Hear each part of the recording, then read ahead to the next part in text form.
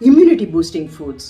ನಮ್ಮ ಅಡಿಗೆ ಮನೆಯಲ್ಲಿ ಈಸಿಯಾಗಿ ಸಿಗುವಂತ 5 ಪದಾರ್ಥಗಳ ಬಗ್ಗೆ ಮಾತಾಡ್ತಾ ಇದ್ದೀನಿ. ಅಂಡ್ ಈ ಪದಾರ್ಥಗಳು ಬಳಸುವಾಗ ಒಂದು ಸಿಂಪಲ್ ಹೆಲ್ತ್ ಟಿಪ್, ಅದರಲ್ಲಿರೋ ವ್ಯಾಲ್ಯೂ ಜಾಸ್ತಿ ತಗೊಳಕ್ ಏನ್ ಮಾಡ್ಬೇಕು ಅನ್ನೋದು ಅದ್ರ ಬಗ್ಗೆನೂ ಮಾತಾಡ್ತಾ ಇದ್ದೀನಿ. ನೋಡೋಣ ಬನ್ನಿ, ಏನ 5 ಇಂಗ್ರೀಡಿಯೆಂಟ್ಸ್ ಫ್ರಮ್ ಆರ್ ಕಿಚನ್.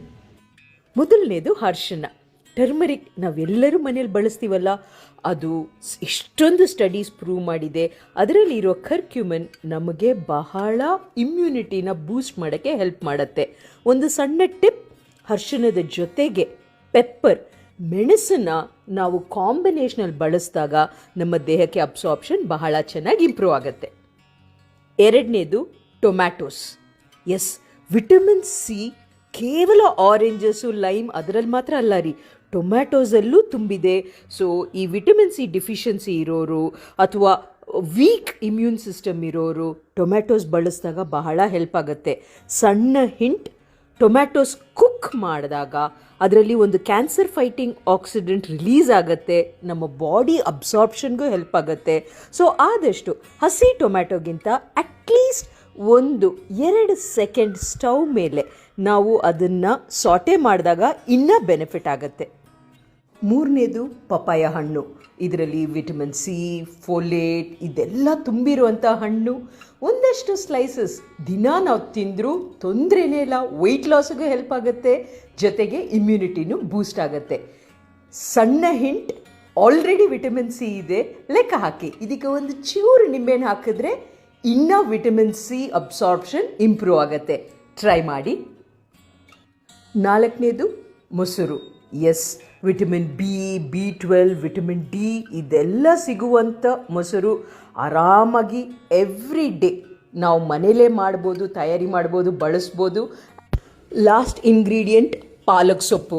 ನಿಮಗೆ ಜ್ಞಾಪಕ ಇದೆಯಾ, ಪಾಪಾಯ್ ಅಂತ ಒಂದು ಕಾರ್ಟೂನ್ ಕ್ಯಾರೆಕ್ಟ್ರು, ಬೈಸೆಪ್ಸ್ ಎಷ್ಟು ದೊಡ್ಡದಾಗಿರ್ತಾ ಇತ್ತು, ಕಾರಣ ಸ್ಪಿನಿಚ್, ಪಾಲಕ್ ತಿಂತಾ ಇದ್ರು. ಎಸ್, ನ್ಯೂಟ್ರಿಯೆಂಟ್ಸ್ ತುಂಬಿರುವಂಥ ಪಾಲಕ್ ಸೊಪ್ಪನ್ನು, ಈ ಎಲ್ಲ ಇಂಗ್ರೀಡಿಯೆಂಟ್ಸ್ ನಮ್ಮ ಅಡಿಗೆ ಮನೆಯಲ್ಲೇ ಸಿಗೋದನ್ನ ನಾವು ಬಳಸಿದಾಗ ಆಟೋಮ್ಯಾಟಿಕ್ ಆಗಿ ನಮ್ಮ ಇಮ್ಯುನಿಟಿ ಡೆವಲಪ್ ಆಗುತ್ತೆ. ಜ್ಞಾಪಕ ಇಟ್ಕೋಬೇಕು, ರೆಗ್ಯುಲರ್ ಆಗಿ ಬಳಸೋಂಥ ಪದಾರ್ಥಗಳು ಇದೆಲ್ಲ. Thank you.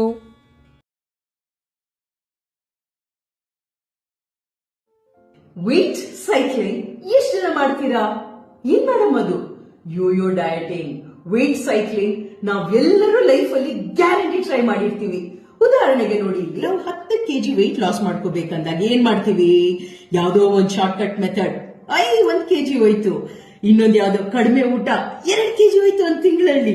ಆದರೆ ವಿತಿನ್ ಅನದರ್ 3 or 4 months ಏನಾಗತ್ತೆ, ಈ ಎಲ್ಲಾ ಹೋಗಿರೋ ವೆಯ್ಟ್ ವಾಪಸ್ ಗೇನ್ ಆಗಿ ಇನ್ನಷ್ಟು, ಅಯ್ಯೋ ಏನ್ ಮೇಡಮ್ 5-6 kg ಹಾಕೊಂಡೆ. ಇದು ಯೋಯೋ ಡಯಟಿಂಗ್. ಇದು ಎಷ್ಟು ಪ್ರಾಬ್ಲಮ್ಯಾಟಿಕ್ ಅಂದ್ರೆ ಒಂದು ಮನುಷ್ಯನಿಗೆ 3 ಮೇಜರ್ ಇಶ್ಯೂಸ್ ನಾನು ಹೇಳ್ತೀನಿ. ಒಂದು, ನೀವು ಈ ತರ ತುಂಬಾ ಕಡಿಮೆ ಊಟ ಮಾಡಿ ತಾತ್ಕಾಲಿಕ ಶಾರ್ಟ್ ಕಟ್ ಮೆಥಡ್ ಅಲ್ಲಿ ವೆಯ್ಟ್ ಲಾಸ್ ಮಾಡಿದಾಗ ನಿಮ್ಮ ಮೆಟಬಾಲಿಸಮ್ ಸ್ಲೋ ಆಗುತ್ತೆ. ತದನಂತರ ನಾರ್ಮಲ್ ಮನೆ ಊಟ ಒಂದಿಷ್ಟು ರೈಸ್ ತಿಂದ್ರೂ ವೆಯ್ಟ್ ಜಾಸ್ತಿ ಆಗುತ್ತೆ. ಬೇರೆ ತೊಂದರೆಗಳೇನು?